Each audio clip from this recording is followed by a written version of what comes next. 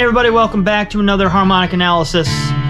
Taking a look at the chords of Misunderstood by Dream Theater off of 6 Degrees of Inner Turbulence. It's a great tune. The beginning of this song contains one of the coolest chords. It's a B flat with a flat 5.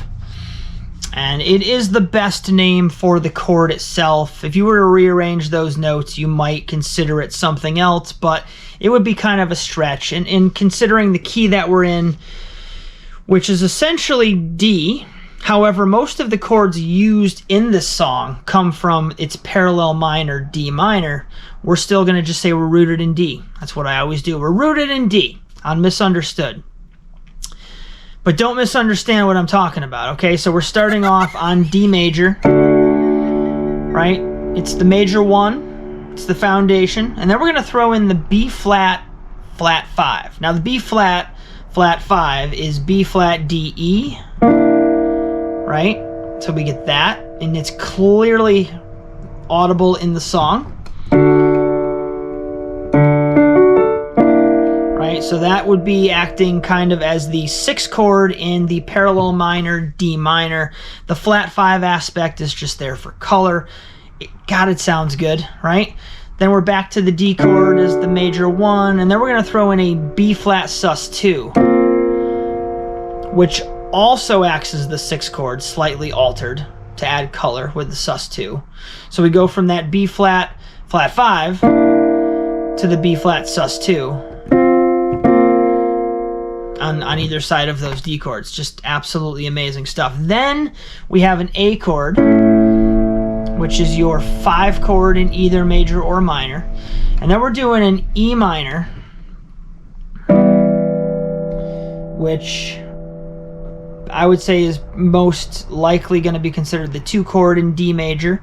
And then the last chord of the section is an F major 7, which could only be the 3 chord in D minor. So just to recap here, we're starting in D major, we're playing the 6th chord in the parallel minor, D minor, we're going back and forth between those two a few times, then we're playing the A, which is the 5 in either key, and then we're doing an altered E chord, acting as the 2 chord in D major, which then leads to an altered F chord, which is the 3 chord in D minor. So we're modal mixing here. We're going from chords from D major, chords from D minor, putting them together, altering them for color. Great section. That's the intro. Verse number 1, I hold D major to B flat, flat 5 section. And then they're throwing in a G minor to an A7, back to a G minor, back to an A. The A7 and the A, obvious 5 chord, right? The G minor would be the 4 chord in the D minor, so parallel minor.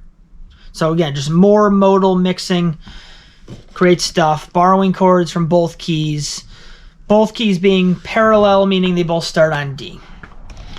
All right, toward the end of the next section, it's pretty much more of the same. The only thing we're going to get involved here with are some D sus chords, which are just nothing more than a color variation on the 1 chord.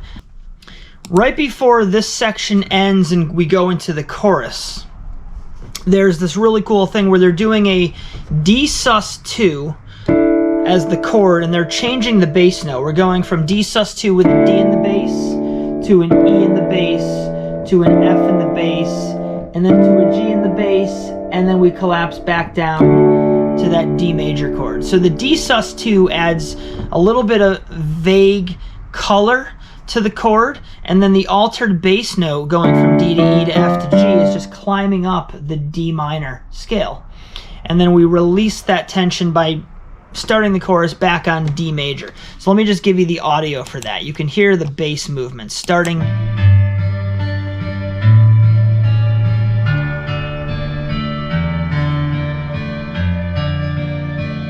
And release the tension. All right, good stuff.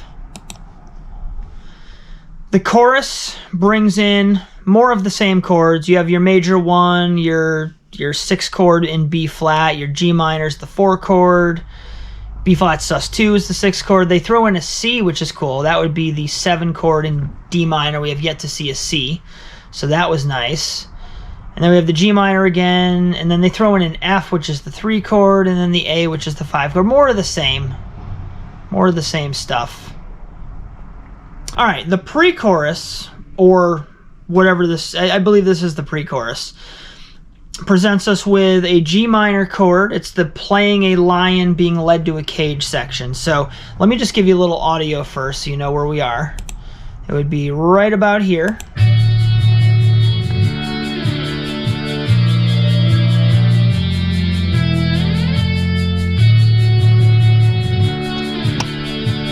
There's an extra beat in there too. It goes from 5/4 to 4/4. So that's your section. So we're dealing with a G minor to an A7 to a B flat to an A back to the G minor. I'm sure you can hear through my stuttering that that's what we're doing. We have the G minor as the 4 chord, the A7, now 4 chord in D minor, the A7, 5 chord, either key. The B flat is the 6 in D minor, back to the A is the 5, back to the G minor is the 4 in D minor. And then we're doing this really cool D minor to a D minor / E for a little bit of lift. And then we're going to do a G minor, which is the 4, to the A again, which is the 5. And then it pretty much just repeats that. Good stuff, good stuff. Final section, guys, here we go.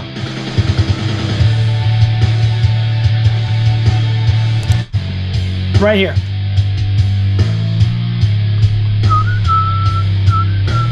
Very last part.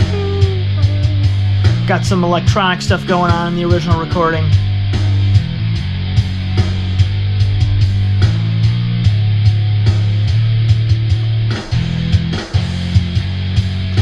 Really sick part.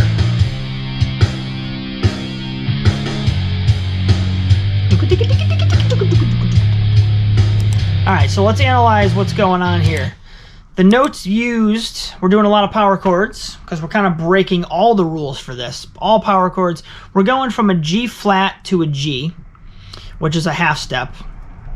And then we're going to work our way down a 4th to D flat and C. So we're doing essentially like a 2 chord progression back to back with another 2 chord progression. The chord progressions themselves are a 4th apart, and the notes used in those 2 chords are both a half step apart. And then for the next line, it's more of the same. We have the G flat to the G. So again, that half step relationship. Then we're going to do a D flat to a D. So instead of going D flat down to C, we're going to go D flat up to D. So let's just give you a little context here with the sound. So we're going G flat to G, D flat to C. Next time we're going to continue G flat to G, but then we're going to do D flat to D. We're going up. And then we're going to continue that.